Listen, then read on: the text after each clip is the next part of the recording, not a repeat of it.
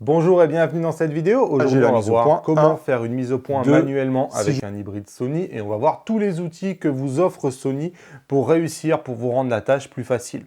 On va commencer par décrypter le menu assistant de mise au point puisque ce sont tous les outils relatifs justement à la mise au point manuelle. Donc évidemment, tout ça va s'appliquer uniquement si vous êtes en mode de mise au point MF ou à la limite en DMF. Si vous ne savez pas ce que c'est DMF, je vous invite à aller voir la vidéo que j'ai fait à ce sujet. Donc ici, on va aller dans le menu, on est dans caméra 1, je suis à la fin du menu caméra 1, en page 14 sur 15 sur ce boîtier, sur un autre boîtier ça peut être légèrement différent, mais vous avez un groupe de menus qui s'appelle assistant de mise au point, c'est ici qu'on est. Donc le premier, c'est pas vraiment un menu en fait, c'est une fonction, c'est-à-dire que vous pouvez activer la loupe. Alors moi personnellement, cette fonction-là, je l'ai assignée à un bouton. Donc pour assigner un bouton, il faut aller dans caméra 2. À la fin de caméra 2, vous avez touche perso. Et moi, j'aime bien activer la loupe de mise au point grâce au bouton central ici.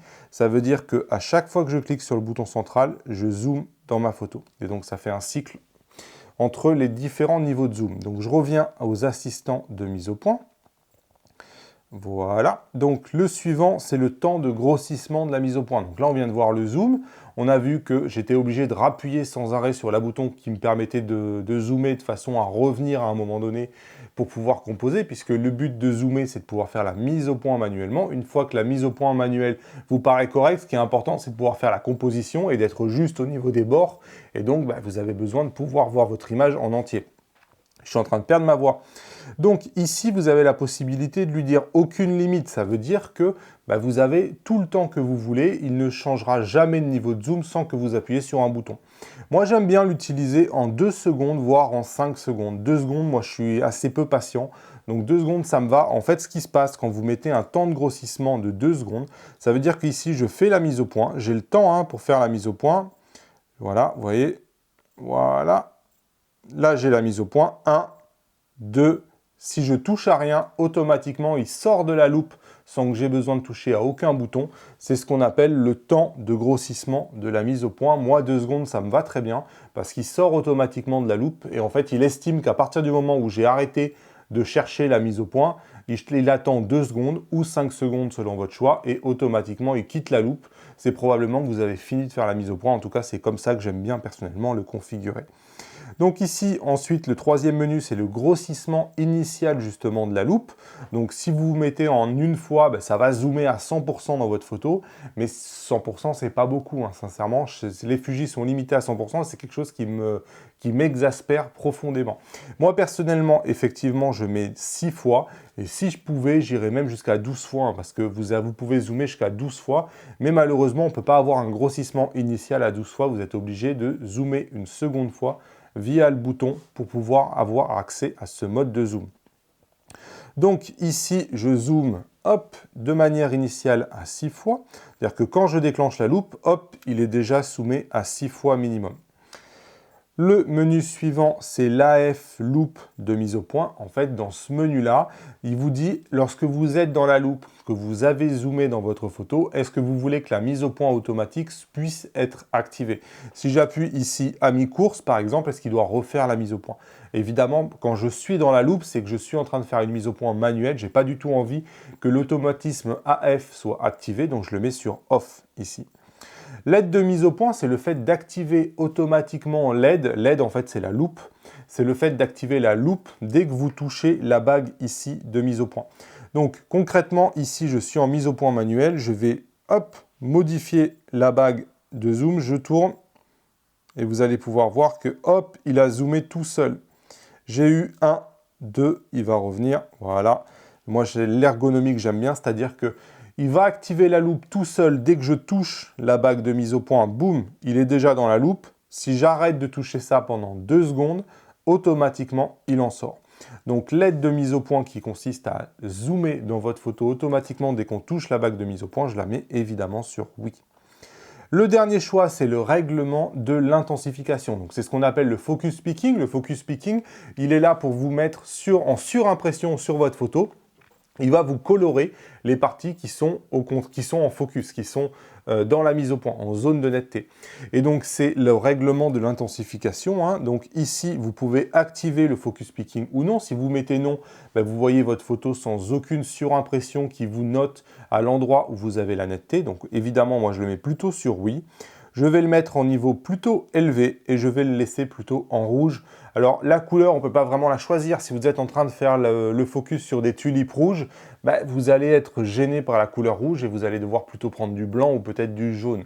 Donc la couleur, il faut l'adapter par rapport à votre sujet. Il n'y a pas de bonne réponse. Le rouge convient à la majorité des sujets, mais si ce que vous êtes en train de photographier et de faire la mise au point, bah, c'est rouge, il va falloir changer de couleur. De même, le niveau d'intensification élevé, parfois, c'est trop. C'est-à-dire que vous avez tellement de points rouges absolument partout dans votre image que vous y voyez absolument plus rien. Et à ce moment-là, bah, il faut baisser le niveau d'intensification. Donc, cette aide-là, elle est appréciable, hein, au niveau de l'intensification, mais aussi il y a des moments où on aimerait ne pas l'avoir et elle gêne en fait à la composition. Donc ça, il n'y a pas vraiment de solution, hein, malheureusement. Donc c'est pour ça que la règle d'intensification, on a tendance des fois à la mettre sur un bouton ou dans le menu FN pour vous permettre de l'ajuster facilement. Donc soit pouvoir baisser le niveau d'intensification, soit pouvoir mettre l'intensification de on à off et inversement de manière assez rapide. C'est pour ça que soit on met ce menu-là dans votre menu favori, le menu étoile qui est juste là, soit on met le menu intensification dans le menu FN, soit on le met carrément sur une touche personnalisée si on l'utilise beaucoup. En tout cas, cette intensification, je pense que vous connaissez ce que c'est, hein, c'est ce qu'on appelle le focus picking. Regardez ici, on va voir du rouge apparaître quand la mise au point sera faite. Vous voyez, voilà, ici on le voit, mon image est devenue quasiment rouge. Je sais que mon texte est entièrement en zone de netteté. Et ici, regardez, quasiment toute la boîte est devenue rouge. Si je change la mise au point et que je reviens, 1, 2, ça sort et on peut voir que ça y est plus du tout. Donc ça va vraiment vous aider à vous indiquer quand est-ce que la mise au point est correctement réalisée. Mais voilà, comme vous l'avez pu voir, moi ici dans mon menu FN, j'ai pris le temps de mettre l'affichage de l'intensification. Si je vois que ça gêne trop ma composition, je peux venir le mettre sur off et boum, elle disparaît. Donc je peux l'activer et le désactiver assez rapidement. Si vous voulez faire la même chose, vous devez aller dans Caméra 2 et vous devez aller dans le réglage des touches personnalisées, trouver un bouton qui est disponible. Donc là, bon, je l'ai mis sur une touche, mais ce n'est pas ce que je voulais vous montrer. Je voulais vous montrer le réglage du menu FNC. Donc ici, vous trouvez une case qui est disponible et dans cette case-là, soit vous mettez l'affichage de l'intensification qui vous permet de le mettre soit à on, soit à off, ou le niveau d'intensification. Si les choses, sincèrement, hein, si les choses étaient super bien faites, moi personnellement, j'aimerais avoir le niveau d'intensification ici et j'aimerais pouvoir avoir off, low, mid ou high. En fait, j'aimerais que dans ce menu-là, je puisse aussi le désactiver. Et voilà, chez Sony, c'est deux menus différents. Je trouve que c'est un peu complexe. Mais voilà, personnellement, je préfère avoir directement le fait de pouvoir l'activer ou le désactiver complètement parce que parfois, même l'avoir en low, c'est encore trop. J'ai vraiment envie d'avoir juste mon image sans aucune intensification dessus. J'ai besoin de pouvoir l'activer ou le désactiver rapidement. Si vous utilisez un ancien objectif qui est dépourvu d'autofocus, vous allez devoir faire attention à pouvoir activer le fait d'utiliser un objectif qui n'est pas détecté, en fait, qui n'a pas d'électronique de mise au point. Donc pour ça, vous allez aller devoir fouiller dans les menus et vous allez devoir trouver le menu qui vous permet d'utiliser un objectif sans autofocus. Donc il se trouve dans Caméra 2 et ici il s'appelle Déclenchement sans objectif.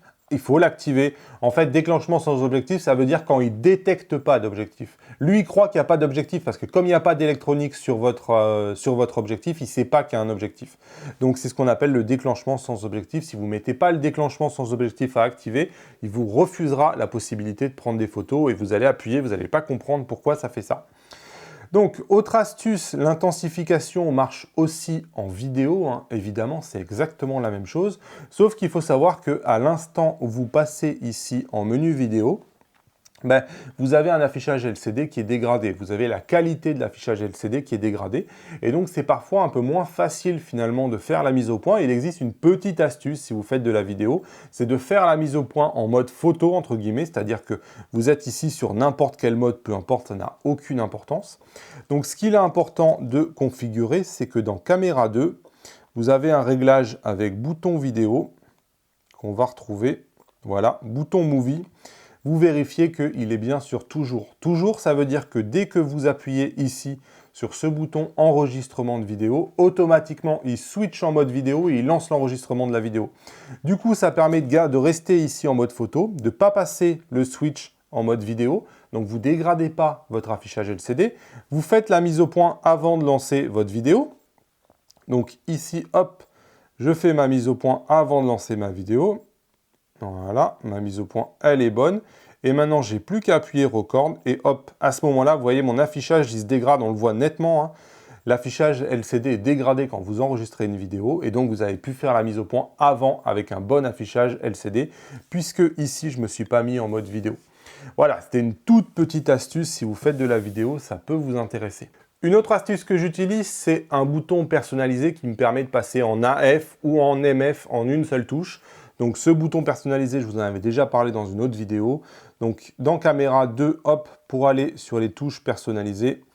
Et j'utilise un bouton et avec la fonction appui, relâcher en continu sur AF, MF. En fait, c'est un bouton ensuite qui permet de passer en mode, ici on voit que je suis en AFC. Dès que j'appuie sur ce bouton, hop, je suis en MF. Donc si je vois que l'autofocus galère un peu, hop, je passe en MF, je tourne la bague de mise au point. Automatiquement, ça me fait le zoom dessus. Je fais ma mise au point, voilà, 1, 2, automatiquement ça sort et je peux faire ma photo. Et si je veux repasser en mise au point, hop, je rappuie sur le bouton. Donc c'est une ergonomie qui est plutôt sympa et qui permet rapidement de passer d'un mode à un autre. Il ne faut pas oublier aussi que vous avez l'option DMF qui peut permettre aussi de faire un bon travail. Bref, voilà tout ce que j'avais à vous dire sur les assistants de mise au point. Moi, personnellement, ce que j'apprécie énormément, c'est la loupe 12 fois de chez Sony, hein, que je n'ai pas du tout chez Fuji. C'est quelque chose dont j'ai du mal maintenant à me passer, maintenant qu'on s'y est habitué. Quand on arrive à zoomer 12 fois, on fait une mise au point qui est extrêmement précise. Et surtout, c'est quelque chose qui rassure énormément parce qu'on sait exactement où on a la mise au point. Le focus picking est aussi de bonne qualité, même si ça devient maintenant de plus en plus standard. Tout ce qui me paraît important, c'est d'être capable de l'activer et le désactiver assez rapidement sans devoir aller fouiller dans un menu qu'on aura oublié, on ne sait plus trop où aller. Donc, il faut quand même être rapidement capable de pouvoir l'activer ou désactiver. Mais sinon, cette ergonomie où on active la loupe dès qu'on bouge l'objectif et ensuite elle s'enlève dès qu'on attend 2 secondes, moi personnellement, je m'y suis fait et ça marche extrêmement bien. J'espère que cette vidéo vous a été utile. Si c'est le cas, vous pouvez me lâcher les pouces levés vers le haut. Si vous vous intéressez à Sony, vous pouvez me laisser votre email. Je vous préviendrai quand les masterclass seront sortis. Donc vous avez l'email, vous avez le lien qui est juste là. Et dites-moi en commentaire si vous avez des choses à rajouter sur la manière de faire la mise au point manuellement sur un hybride Sony. Merci d'avoir regardé cette vidéo et à bientôt.